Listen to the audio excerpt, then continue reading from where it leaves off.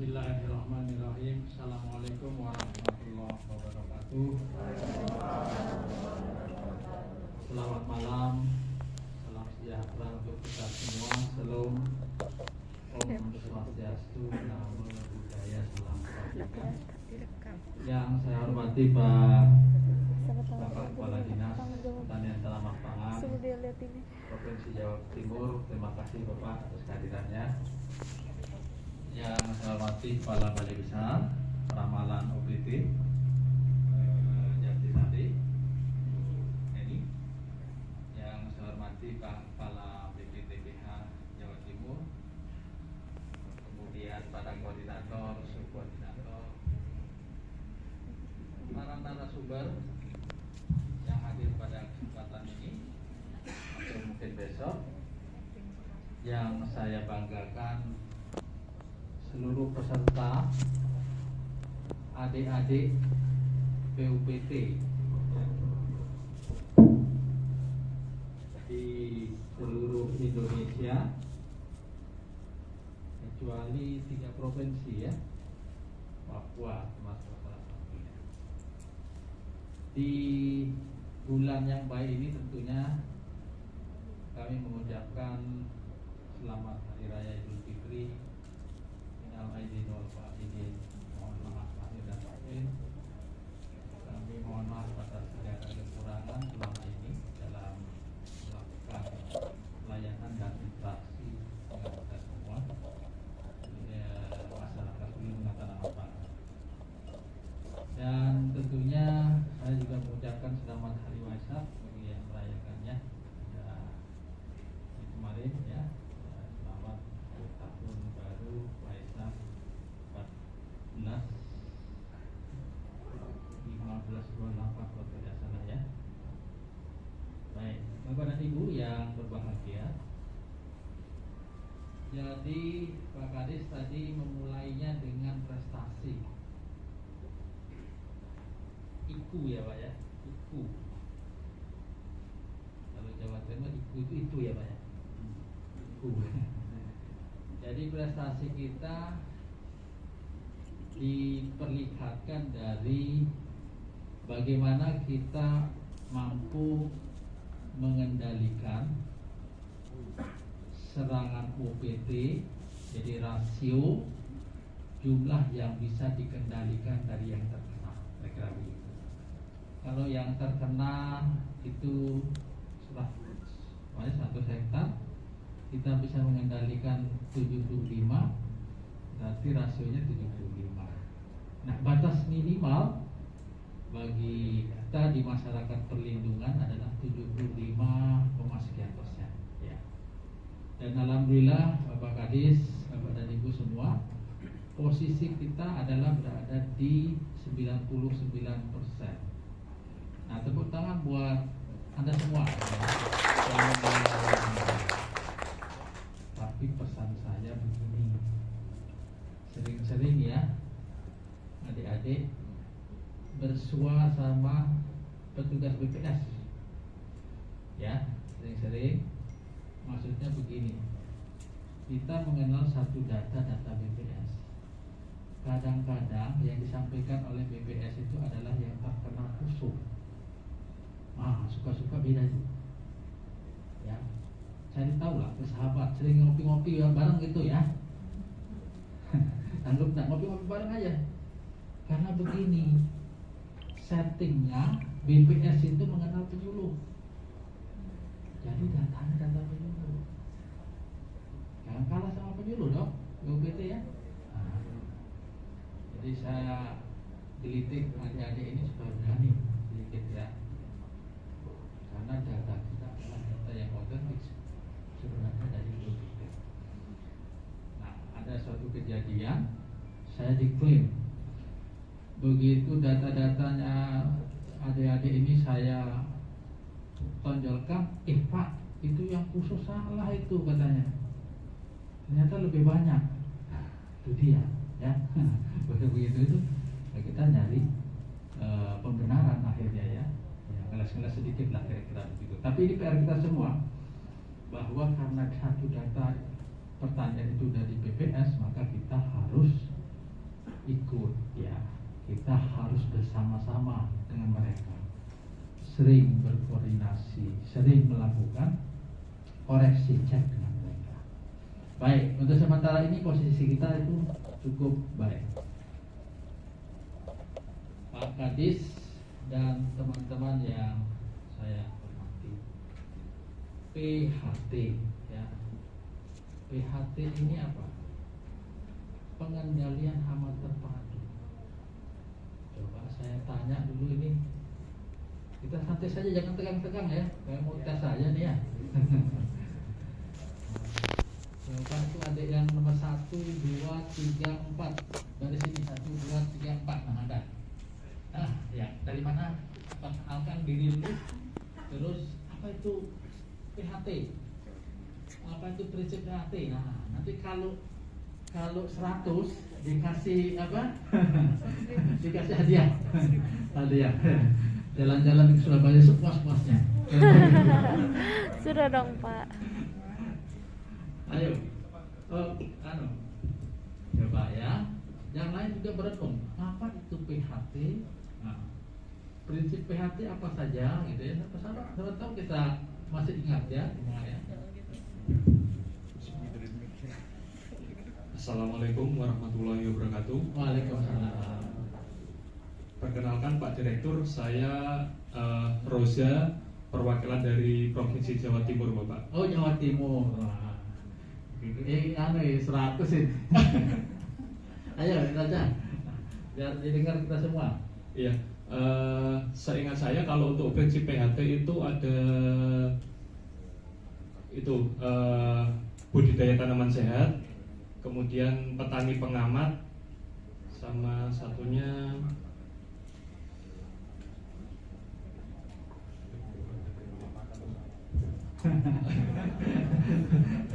dibuka call the friend. ya, mungkin Pak, mungkin ada yang bisa menambahkan mungkin.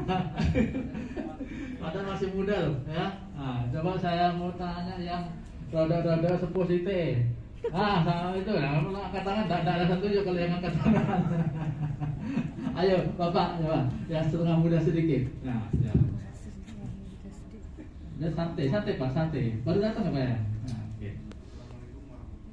Waalaikumsalam.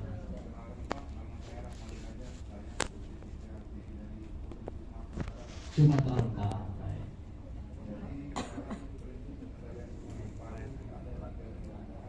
Ya. Yang pertama budidaya tanaman sehat. Ya.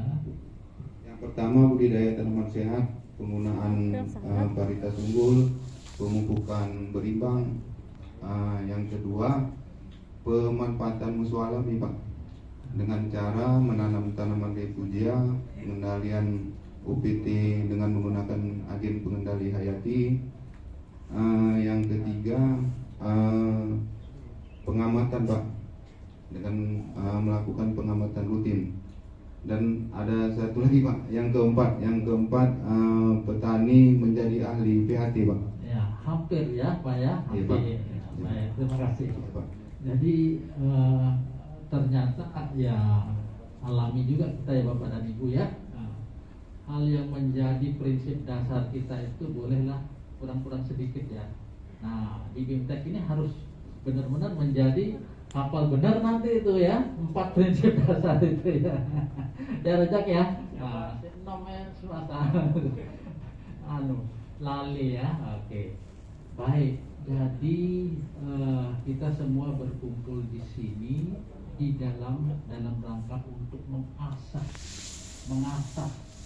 taji keterampilan kepiawaian kita dalam menerapkan prinsip-prinsip pengendalian hama terpadu. Yang tadi saya lebih menekankan bahwa pengamatan itu menjadi kunci dasar. Clear? Ya, pengamatan menjadi kunci dasar. Jangan sampai abai. Oke, jangan sampai abai. Di Pak Kadis menyampaikan tadi kita harus antisipasi, harus melihat sendiri.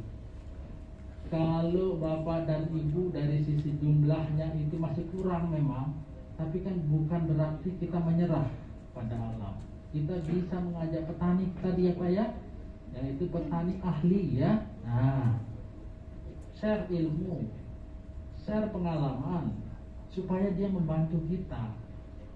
Sekarang itu PUPT, THL sama ASN itu satu berbanding 2,5 kecamatan ya. Satu PUPT mengcover 2,5 kecamatan. Bayangin kalau itu provinsinya di Kalimantan, di Sumatera sana ya, 2,5 kabupaten. Sementara penyuluh satu orang satu desa. Artinya kita jangan berkelit di situ. Kita punya cara untuk membantu kita di dalam melakukan pengamatan. Kalau kita abai, kalau kita lalai ya sudah. Ya, prinsip-prinsip dan kebijakan-kebijakan yang berkaitan dengan PHT itu lolos. Jangan membenturkan preemptif dengan responsif. Kalau kita abai tidak melakukan pengamatan, ya sudah nanti responsif pakai kimia kan gitu ya. Sederhana saya berpikirnya. Jadi Bapak dan Ibu di sini nanti dilatih mendapatkan pengalaman, mendapatkan ilmu. Kita harus untuk memprioritaskan penggunaan bahan-bahan teknologi yang ramah lingkungan. Ya, saya bolak-balik ngaji saya dan bah saya itu saja gitu ya. Ya Bu ini ya. Kami gunakan bahan-bahan yang ramah lingkungan. Apa itu APH? Ya. Sekarang ini di program kita untuk mendukung kebijakan itu apa yang kita lakukan? Ada 2, P4, sama BTS. Yang lain-lainnya tetap ya, umpamanya membuat agensi pengendali hayati di laboratorium ya Pak Kepala Balai ya, tetap ada dana dekonnya. Nah, cuma tolong ya, mungkin yang hadir di sini ini kan mungkin bukan jadi penanggung jawab di BPTPH ya, tapi mungkin dari laboratorium ya. Tapi bagian dari itu, saya ingin kita semua ini mulai berbicara kuantitatif, mulai menghitung berapa jumlah dari APH yang dibutuhkan untuk gerdal kita yang terserat di laboratorium menghasilkan isolat atau isolatnya dari bibit Jatisari gitu ya, kemudian dikembangkan di petani PAH, berapa tuh jumlahnya ya, berapa jumlahnya, kemudian konversikan ke luasan lahannya berapa, kemudian ada kegiatan P4 P4 pemberdayaan petani pemasyarakatan PHT. Tahun lalu kita di 120 unit, 120 kelompok tani. Tahun ini 150. Apa itu P4? Ada yang tidak tahu? Yang tidak tahu? Ya, intinya begini. Jadi P4 ini memberdayakan petani untuk menghasilkan sendiri APH-nya, agensi hayatinya, lebih hulu lagi melakukan eksplorasi, dibimbing oleh teman-teman PUPT kan gitu. Boleh mengakses lab. Oke? Itu juga menghasilkan APH yang bukan main baiknya. Ya, Bapak dan Ibu. Nah, ini kita coba kumpulkan semua, ya. Belum lagi dari petani-petani kita yang ahli tadi, ya. Berkat bimbingan Bapak Ibu semua, dia menghasilkan pengendali hayati. Coba kumpulkan berapa jumlahnya. Sederhana, kita mengatakan itu manajemen logistik. Jadi kalau kita mau merencanakan berapa gerdal untuk mendukung prinsip PHT tadi, yaitu memprioritaskan penggunaan agensi hayati, ya kita harus tahu jumlahnya, kuantitatifnya gitu loh. Di masing-masing provinsi berapa sih jumlah APH-nya nih, ya kan? Kalau di situ dikonversi menjadi taruhlah 100.000, lah kita berupaya untuk menggedalkan sejumlah 100.000, ya. Dan di situ nanti ada kelihatan neraca APH-nya. Jadi kapan kita harus memproduksi? Ada jadwal induk produksi APH di masing-masing provinsi. Itu baru namanya ini. Jangan kita mengatakan begini ya, mohon maaf ya. Oh, sudah mengubah mindset petani, sudah menggunakan apa yang di berapa jumlahnya, ya. Jadi harus terekam di digital Bapak dan Ibu. Kalau kita mengusulkan program kegiatan di Bappenas harus ada itu, ya. Nah itu ya, nanti saya dibantu, kami dibantu. Bapak dan Ibu yang saya hormati, jadi di sini kita akan banyak mendapatkan bimbingan dan ilmu yang berkaitan dengan upaya kita untuk melakukan satu pendampingan untuk menghasilkan APH. Yang kedua, keberanian kita, komitmen kita untuk mari kita bersama-sama mengaplikasikannya. Tahun lalu saya iseng-iseng ngorek-ngorek info P4 sudah nih, teman-teman PUPT mendampingi petani, dapat dia Beveria, dapat dia Paenibacillus. Tapi bisik-bisik PUPT-nya katanya jangan diaplikasikan. Aduh, artinya nggak pede. Ya, harus pede. Saya masih mentolerin, umpamanya trichoderma yang dihasilkan atau Beveria yang dihasilkan ya Bu Ani ya, masih terkontaminasi apa-apa, ya kan? Tapi kan itu sudah melalui satu seleksi. Aktivitasnya mungkin boleh berkurang. Nah, makanya baru pertama kali ya wajar-wajar saja ya. Nah, kalau sudah kedua, ketiga kali orang menjadi belajar, orang menjadi presisi. Nah, itu yang kita harapkan. Pak Kadis dan teman-teman yang saya hormati, kita membangun ini tidak hanya itu saja. Mulai dari SDM-nya Pak Kadis, kita mulai tahun lalu bisa beraudiensi dengan Menpan RB. Ternyata salah Bu Eni dulu itu. Kita mengusulkan formasi itu metodologinya salah, dan baru diketahui kemarin setelah saya minta ketemu sama Menpan RB. Coba kemana selama ini? Jadi meminta formasi itu tidak seperti kita dulu kala Pak, waktu masih bujangan jadi PNS Pak. Berapa yang pensiun, PB2 dan seterusnya, bukan begitu sekarang. Jadi ada metodologi di mana kebutuhan terhadap kualifikasi bidang itu diperlukan, yang namanya analisis jabatan dan analisis beban tugas. Itu yang kita sempat perbaiki Pak Dania. Alhamdulillah Bapak dan Ibu. Jadi untuk formasi P3 untuk PUPT ini sudah masuk di dalam skema DAU. Sekarang ini pun saya diminta untuk membuat surat dari Pak Menteri kepada gubernur-gubernur. Jadi dalam DAU itu ada untuk tenaga kesehatan, ada untuk penyuluh. Nah, minimal kita untuk PUPT juga ada di situ dulu. Baru kita masukkan lagi gempur dengan suratnya Pak Menteri ke gubernur bahwa kebutuhan akan PUPT ini cukup tinggi. Ya, kita menghilangkan 1,25 itu loh Pak. Minimal 1,1,5 lah gitu ya. Jadi jumlah, alhamdulillah Jawa Timur ASN-nya dapat dari formasi murni ya. Kemudian nanti dari P3K. Ini yang kita harapkan. 1 SDM kita benahi. 2 kelembagaan Bapak dan Ibu. Supaya PD tadi kita tidak harus terstandarisasi. Sekarang itu apa-apa pakai standar, pakai barcode kok. Masa kita sebagai lembaga yang sudah tua tidak bisa pakai itu gitu.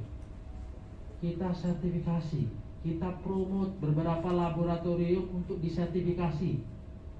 Sayang dananya tidak banyak, jadi saya dapat berapa? 5 ya? 4. Nah, saya tadinya mintanya 10 ya Pak dia, tapi wanita ada, tapi tidak ada apa-apa. 4. Ada 2 yang terakreditasi. Nah, kita bela-belain, ya, akreditasi 17025 dan sertifikasi 9001. Oke? Upaya kita apa? Untuk kita fair play. Tadi tidak ada lagi yang tadi Pak.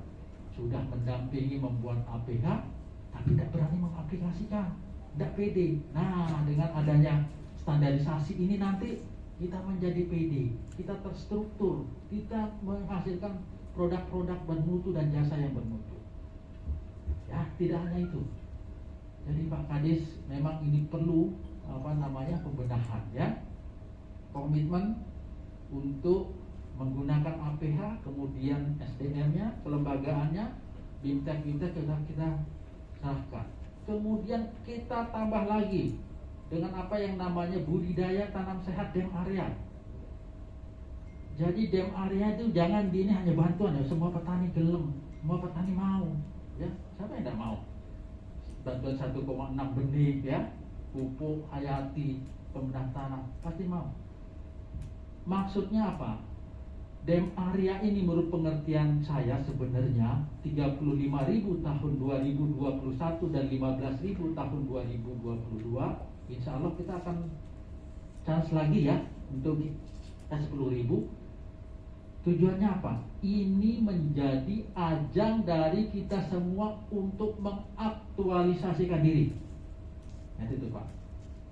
Jadi tidak hanya memberi bantuan ke petani selesai, tetapi bagaimana petani merubah mindsetnya sendiri dan senang karena hasil produksinya sendiri akibat budidaya tanam sehat itu bisa membiayai sendiri atau membuat sendiri bahan-bahannya, komponen-komponennya.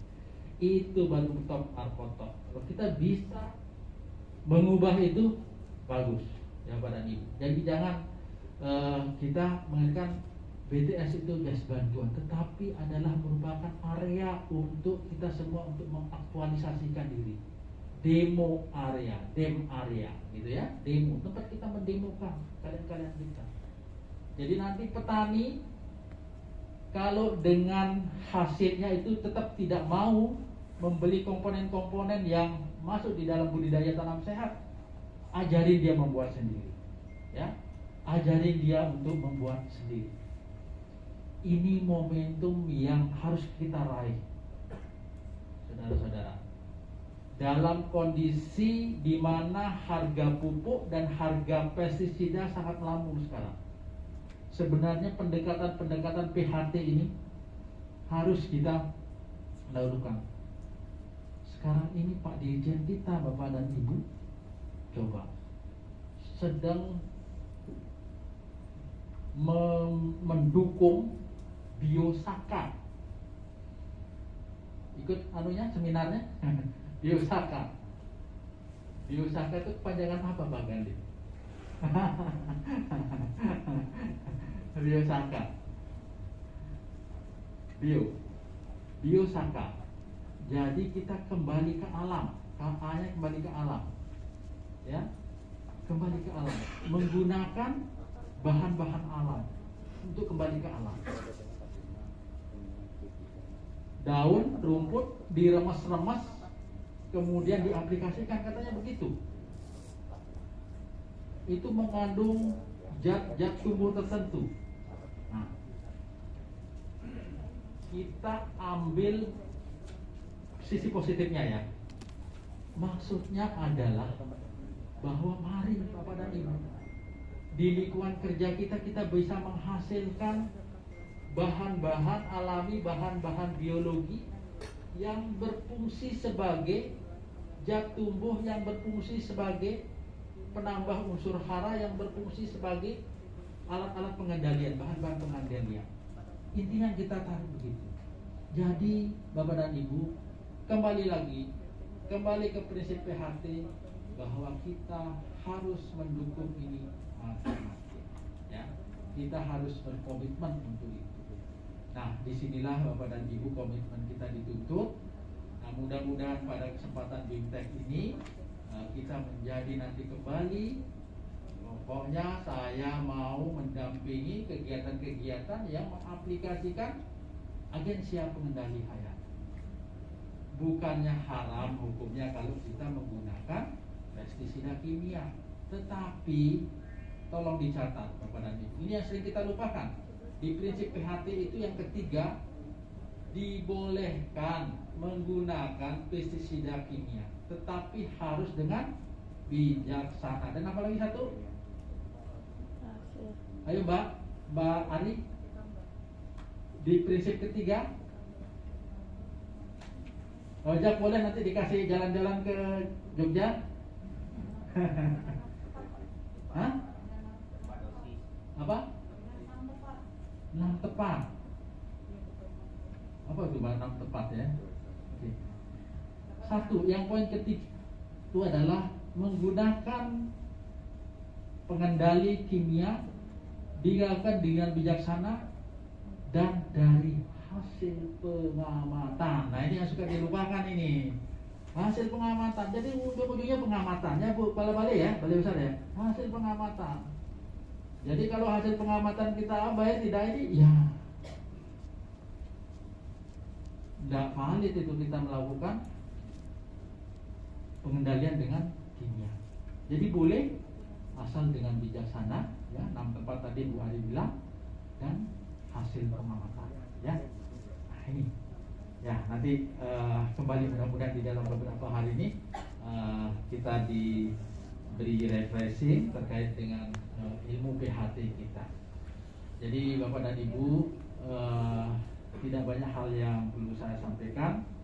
Saya ingin sedikit membuka ruang kita untuk mari kita sama-sama mendukung prinsip PHT. Kalau sudah begitu kita lakukan dengan agensi pengendali hayati, ya. Kemudian kita komitmen untuk melaksanakannya itu bersama. Baik, adik-adikku semua, ikuti kegiatan ini dengan serius sambil nanti santai pada saatnya gitu ya. Kalau setelah selesai acara bolehlah jalan-jalan. Itu ada ya Pak, ini Pak, kunjungan. Karena lagi banyak bebannya kata Pak Kades ya.